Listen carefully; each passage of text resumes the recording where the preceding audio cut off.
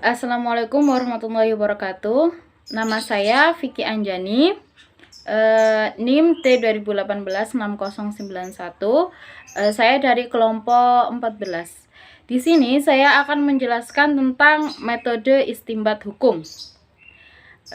Jadi pengertian istinbat hukum secara etimologi, istinbat memiliki arti menemukan dan menciptakan. Sedangkan secara terminologi dapat diartikan sebagai proses penetapan hukum yang ditempuh oleh mujtahid melalui ijtihad. Sedangkan kata hukum secara etimologi memiliki makna putusan dan ketetapan. Dengan demikian, kata istinbat digunakan dalam arti al-istikhraj, yakni mengeluarkan. Mengeluarkan yang bagaimana? Yaitu mengeluarkan atau menjelaskan sesuatu yang sebelumnya masih belum jelas. Pengertian istilah istinbat bersifat umum. Maka dari itu, pengertian istinbat harus dibatasi oleh wilayah hukum Islam atau ilmu fikih. Di dalam kamus bahasa Indonesia, kata hukum diartikan sebagai suatu peraturan, kaidah atau ketentuan. Sedangkan secara terminologi yang dimaksud hukum ialah peraturan-peraturan dan ketentuan yang berkenaan dengan kehidupan berdasarkan syariat Islam. Nah, kata istinbat itu berasal dari bahasa Arab yang berarti penggalian, penemuan, dan mengeluarkan hukum. Metode istinbat hukum disebut juga metode ijtihad hukum. Merupakan cara yang ditempuh oleh seorang mujtahid dalam mengeluarkan hukum dari dalilnya, baik menggunakan kaidah bahasa yakni linguistik maupun menggunakan kaidah usuliyah. Nah, jadi dapat kita simpulkan bahwa istinbat adalah suatu proses untuk menemukan suatu hukum yang dilakukan oleh seorang mujtahid melalui ijtihad yang diambil dari Al-Quran dan As-Sunnah, dan juga dapat dilakukan dengan memahami jiwa yang terkandung dalam sebuah dalil yang menyangkut latar belakang sebuah landasan hukum atau yang sudah menjadi ketentuan sebuah hukum. Namun, pada hakikatnya istinbat dan ijtihad itu berbeda. Dimana kalau istinbat itu kerangka dari suatu istinbat itu adalah kerangka dari ijtihad yang mana berfokus kepada Al-Quran dan As-Sunnah. Nah, sedangkan kalau ijtihad itu mempunyai ruang lingkup yang sangat luas dibandingkan dengan istinbat. Oleh karena itu, usaha pemahaman, penggalian, dan perumusan hukum dari kedua sumber tersebut disebut istinbat. Sedangkan pemahaman, penggalian, dan perumusan hukum yang dilakukan melalui metode qiyas, istihsab, dan istihlah, dan dalil rasional lainnya disebut ijtihad. Di dalam usul fikih terdapat perbedaan yang mendasar dari istinbat hukum, yakni sumber hukum yang utama, dasar utama dan istinbat memiliki sifat orisinil untuk memelihara suatu hukum, dan dalil hukum adalah suatu cara yang ditempuh dengan melakukan ijtihad untuk menentukan hukum Islam.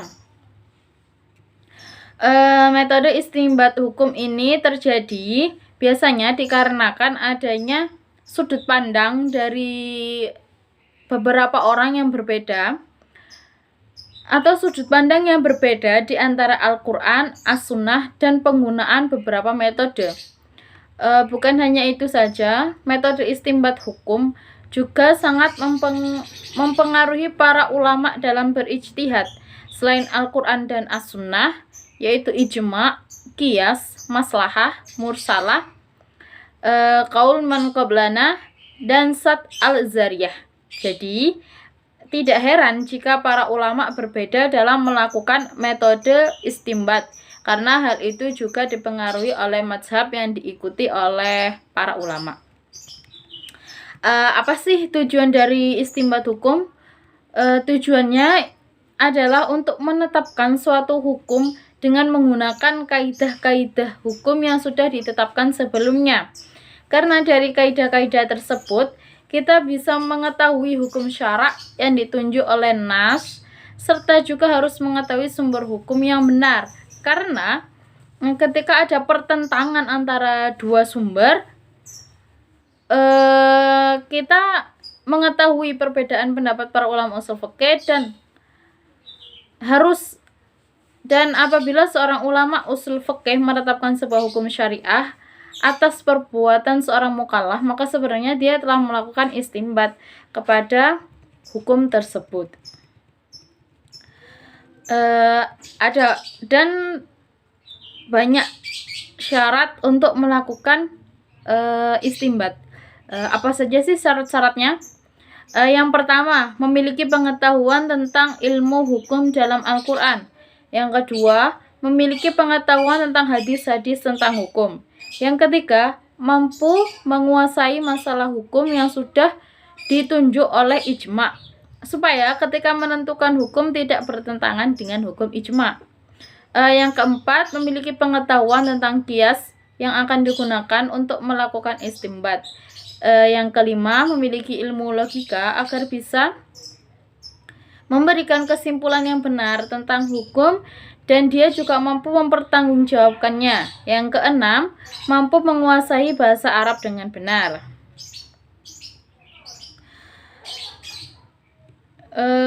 Adapun dasar-dasar dari istinbat itu dibagi menjadi dua, yaitu dalil akli sama dalil nakli. Yang pertama kita akan membahas tentang dalil akli. Dalil akli itu diantaranya adalah Al-Quran, As-Sunnah, Ijma, yaitu kesepakatan para mujtahid. Nah, sedangkan dalil nakli diantaranya adalah qiyas, ihtisan, maslahah mursalah, sa'at az-zariyah, istisab, urf, qaul syahabi. Nah, itu aja yang termasuk dengan dalil nakli. Dan dalam penetapan istinbat hukum, sumber yang paling utama adalah Al-Quran dan As-Sunnah. Sedangkan sumber sekunder dari istinbat hukum adalah ijtihad dari para ulama. Sedangkan setiap pengambilan keputusan dalam istinbat harus berpegangan kepada Al-Quran dan As-Sunnah. Nah, terus ada macam-macam metode istinbat hukum. Di zaman sekarang, metode dalam pengambilan keputusan banyak beragam dengan mengambil keputusan dari ijtihad atau fatwa-fatwa, dan itu membuat pengisbatan hukum semakin berkembang. Hal itu juga disebabkan oleh beberapa perbedaan pendapat para ulama ushul fikih, sehingga dibentuknya kaidah-kaidah fikih karena itu adalah salah satu jalan untuk mengambil sebuah keputusan dari perbedaan pendapat terhadap persoalan tersebut. Yang pertama ya, metode istinbat hukum 4 mazhab. Jadi para ulama itu dalam melakukan istinbat itu mereka mengikuti mazhab yang mereka anut ya. Yang pertama, metode istinbat hukum yang digunakan oleh golongan Hanafiyah. Abu Hanafiyah sering menggunakan masalah-masalah baru dan beliau sering menerapkan suatu hukum yang belum terjadi.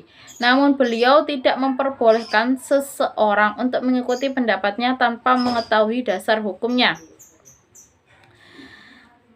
Dalam perkara ini beliau pernah berkata, tidak halal bagi seorang yang hendak memberikan fatwa dengan perkataanku tanpa ia mengetahui terlebih dahulu dari mana perkataanku itu berasal. Dan metode istinbat yang biasa digunakan oleh golongan Hanafi adalah Al-Quran, As-Sunnah atau hadis, Al-Aqwal Asy-Syahabah, Al-Qiyas, Al-Istihsan, Ar-Ruf. Kemudian yang kedua, metode istinbat hukum oleh golongan Malikiyah, yaitu Al-Quran, Al-Hadis As-Sahihah, Ijma' Ulama Madinah, dan Qiyas dan juga Maslahah Mursalah.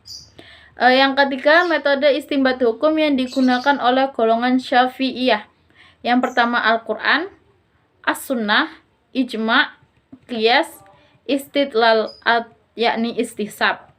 Nah, yang keempat, metode istinbat hukum yang digunakan oleh golongan Hanabilah, yakni Al-Qur'an, As-Sunnah, fatwa sahabi, pendapat sebagian sahabat, di mana Imam Ahmad menggunakan metode tarjih dalam mengambil pendapat para sahabat. Terus yang keempat, hadis mursal dan doif yang tidak bertentangan dengan atsar dan para sahabat. Yang selanjutnya kias. Terus ada beberapa tokoh yang melakukan metode istinbat hukum yang sudah terkenal, yakni Ibnu Katsir, Kiai Haji Hasyim Asy'ari, pendiri NU, Muhammad Hasbi Asy-Syidiki, An-Naim, kemudian Al-Qardawi. Itu saja yang saya sebutkan. Anda bisa membacanya di makalah. Kemudian metode-metode istinbat hukum Dewan Hizbah. Nah, Dewan Hizbah adalah salah satu dewan, yaitu sebuah lembaga yang mengisbatkan hukum Islam dan mengeluarkan fatwa untuk keputusan tersebut. Meskipun Dewan Hizbah ini tidak resmi, namun pemerintah tidak melarangnya dikarenakan ada dua lembaga yang mengeluarkan fatwa seperti Departemen Agama dan juga Mahkamah Agung. Nah, keputusan dari Dewan Hizbah akan dilakukan dalam sebuah persidangan untuk meminta pendapat para ulama yang lain. Tetapi sebelum melakukan pengisbatan, Dewan Hizbah harus mengetahui kaidah-kaidah bahasa, maksud-maksud dari tasyri', menuntaskan dalil yang sepertinya bertentangan. Ada 3 hal yang harus diperhatikan ketika melakukan pengisbatan, yaitu yang pertama, mengetahui kaidah-kaidah dari usuliyah atau pokok bahasa. Yang kedua, memahami tujuan untuk merealisasikan kemaslahatan, menolak kemudaratan bagi umat. Nah, ternyata ada 2 hal. Dewan Hizbah adalah suatu lembaga yang mengeluarkan fatwa-fatwa untuk persoalan-persoalan terbaru, yakni kontemporer. Secara umum, metodologi pengambilan terbaru, yakni secara metodologi pengambilan keputusan hukum Islam Dewan Hizbah persis dapat dibedakan menjadi 3, yakni pendahuluan, sumber hukum, dan metode istinbat hukum. Sumber hukum dari Islam adalah Al-Quran dan As-Sunnah. Sedangkan sumber hukum istinbat itu ada 6. Apa aja sih? Yaitu yang pertama, kaidah usuliyah atau bahasa, di mana hal itu meliputi pembagian lafaz dari segi arti, cara memahami maksud dari arti, dan kesamaran. Yang kedua, cara bagaimana menyelesaikan nas yang sepertinya bertentangan. Yang ketiga, sebab-sebab dari terjadinya perbedaan pendapat. Prinsip-prinsip dalam beristidlal dalam Al-Quran. Yang kelima, prinsip-prinsip beristidlal dengan hadis. Yang keenam, sebuah masalah yang tidak ditetapkan ketentuan hukumnya dalam Al-Quran dan As-Sunnah dan diselesaikan dengan cara ijtihad jama'i. Nah, jadi dalam sebuah persidangan itu nanti materi yang akan dibahas itu dibacakan di depan, kemudian akan ditanyakan dari 2 pendapat para ulama ahli dan juga para hadirin yang hadir di tempat persidangan tersebut. Kemudian istinbat hukum dari kebahasaan. Hal pertama yang menjadi perhatian para ulama fikih adalah istinbat hukum dari kebahasaan, yang dimana membahas tentang pengertian lafaz yang berkaitan dengan letak lafaz di dalam kalimat. Para ulama usul fikih telah membahas tentang lafaz dan maknanya, dan mereka telah mengelompokkan lafaz-lafaz tersebut dalam beberapa kelompok. Jadi maksud dari istinbat hukum dari kebahasaan ini, para ulama mengelompokkan setiap kalimat yang dimana bisa dilihat dari kalimatnya, artinya, maksud dari maknanya, seperti itu. Jadi dikelompokkan, itu yang dimaksud dengan istinbat hukum dari kebahasaan. Sekian penjelasan dari saya. Apabila ada kurang silakan ditanyakan ketika forum diskusi. Sekian dari saya. Wassalamualaikum warahmatullahi wabarakatuh.